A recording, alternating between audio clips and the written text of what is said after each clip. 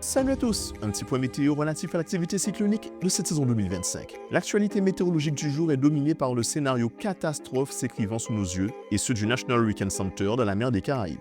En effet, celle qui n'était alors qu'une tempête tropicale lors de notre dernier point météo s'est comme prévu très rapidement renforcée en ouragan majeur au cours des dernières 24 heures. À 17 heures ce dimanche, Melissa était un puissant et extrêmement dangereux ouragan de catégorie 4, possédant des vents soufflant à 230 km/h et une pression estimée à 941 hectopascales. Ce phénomène poursuit inexorablement son renforcement et il se pourrait même que Melissa soit déjà en catégorie 5 à l'heure où vous regarderez ce bulletin. Les prévisions de trajectoire restent sensiblement les mêmes en voyant son centre directement traverser l'île de la Jamaïque à partir de mardi, sachant que l'île subissait déjà depuis très tôt ce dimanche les conditions de vent tempétueux, les vents de force ouragan étant quant à eux attendus dès demain lundi.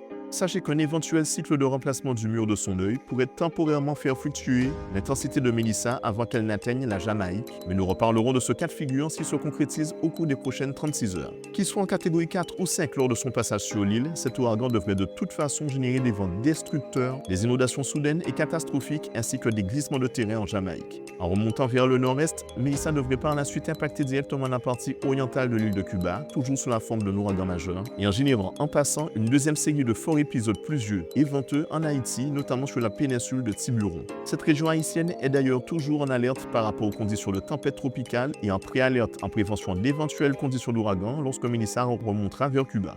Enfin, outre les vents et les cumuls de pluie hors normes attendus, la houle cyclonique générant un dangereux risque de submersion marine affecte déjà la Jamaïque, Haïti et Cuba, puis dans un second temps devrait logiquement remonter vers le sud des Bahamas, qui devraient par ailleurs eux aussi être directement impactés par Melissa, mais en principe sous une forme moins virulente. C'est donc sur cette triste nouvelle qu'on prend fait ce point cyclonique, en souhaitant du courage et de la résilience aux populations directement menacées par cette catastrophe annoncée. En attendant, c'est tout pour aujourd'hui, portez-vous bien et à bientôt.